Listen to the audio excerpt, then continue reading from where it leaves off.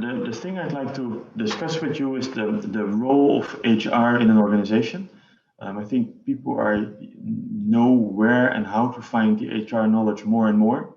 So that runs from the relatively soft topics like coaching, learning and development, to the harder topics, reward, payroll, those kind of topics. But I think there is a third aspect which should be used more or could be used more, and that is the role of HR in corporate development.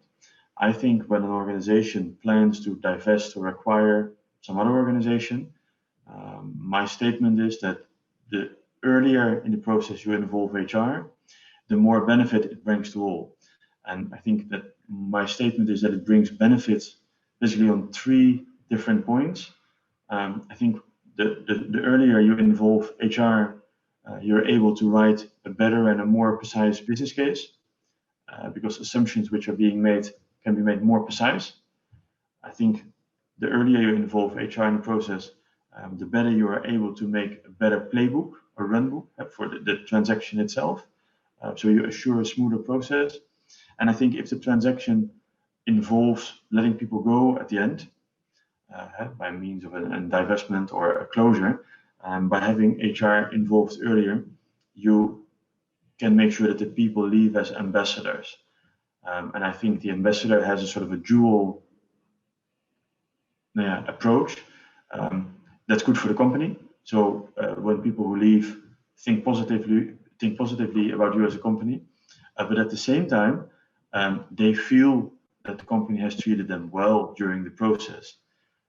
And I think if one of those corporate development actions leads to the inconvenient event of someone having to leave, rather have them leave with a somewhat positive mindset insofar possible than disgruntled. So it's an introduction. It's quite a long introduction from my side, but I think if you use HR earlier, it benefits all. And the reason why I thought it would be nice to talk to you about it is that within my organization, we now have the approach ever since, let's say, 4 or 5 years to HR, to involve HR really from the earliest point possible. And what you see is that the whole process goes much smoother through this. True. In fact, you're talking about two topics. The one is the role HR could possibly have in the due diligence stage. And the second one, which is out of my understanding, even a more important one, is the post-merger integration or the integration process. And but let's focus on the second one first and then coming back to the first one. Honestly, when I'm looking and the reasons for failures of mergers, honestly, George, it's always a cultural topic. It has never been a strategic topic out of my projects I saw. Look at Daimler, Chrysler, the big ones.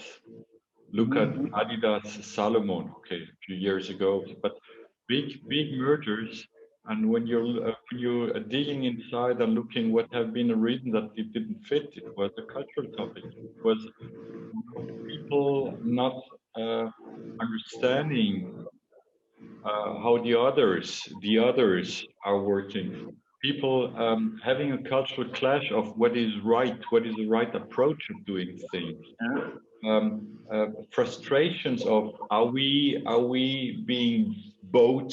So are we the losers of the game? So you have a winner-loser aspect on whatever in this game. So a lot of politics and micro politics coming on, and this is destroying. This is destroying. Yeah, but I think my point is a different one. So what you're saying is undoubtedly true. The culture is it's the most difficult thing and the thing that needs to be worked hard upon after integration. But my statement is more a different one, and that is that the earlier you involve HR in such a process, the better you can prepare and know what's coming towards you. Correct.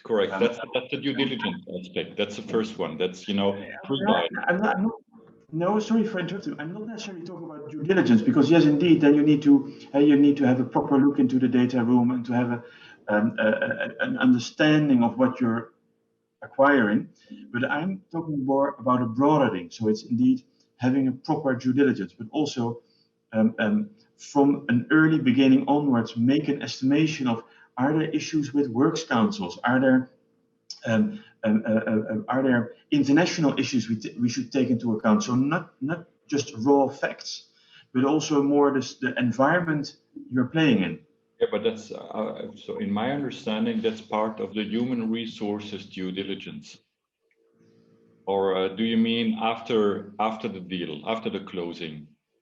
Yeah, it's good that you challenge me on this. What I mean is the earliest possible moment. So I would say that a due diligence always comes a bit later in the process. First, you need to have a strategy. Do we want to divest? Do we want to acquire? And then, if we want to divest or acquire, why and what are the things we need to take care of?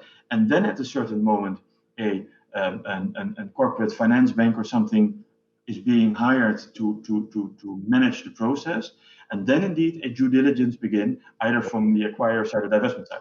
But my point is more from this very beginning onwards. Okay, so in fact you're talking not about the merger, you're talking about strategy.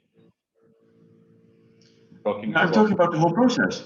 So from strategy to merger or divestment, huh? Correct. But in fact, the topic is that HR, and I fully agree, HR should be part of the strategic decisions of a company, because at the end of, in most of the companies, the human resources are the most valuable asset you have in a company. So the people you have, and so the member of an executive committee or of a management team who has let's say a deeper eye on human resources has to bring these ideas or these thoughts or this view into all strategic discussions you might have in a company. But that means that an HR should, I think that's what we mean.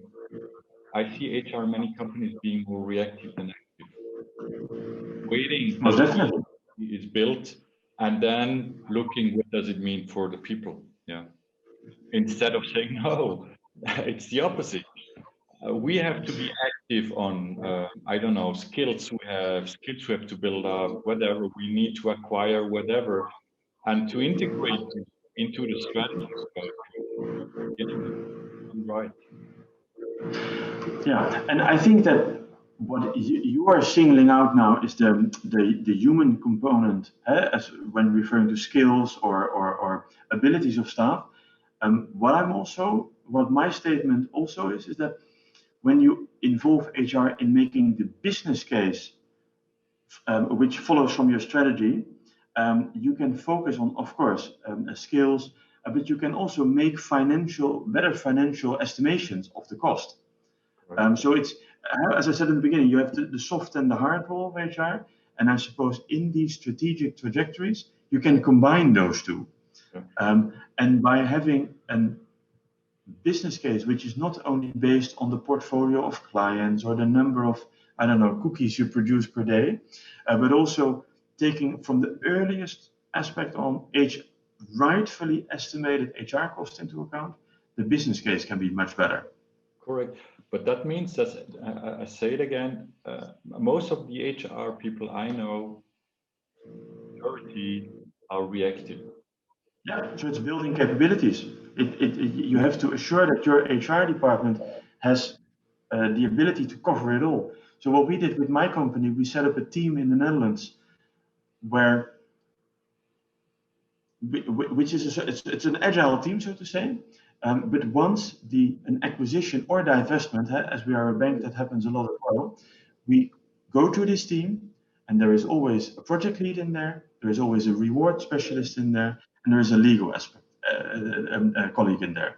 And with these three people representing HR, from the beginning onwards, you make sure that all the HR aspects are being covered. And of course, the bigger the project grows, the more people are involved, and you know how it works. There are many other work streams where people look into the finances, into operations, IT, what have you.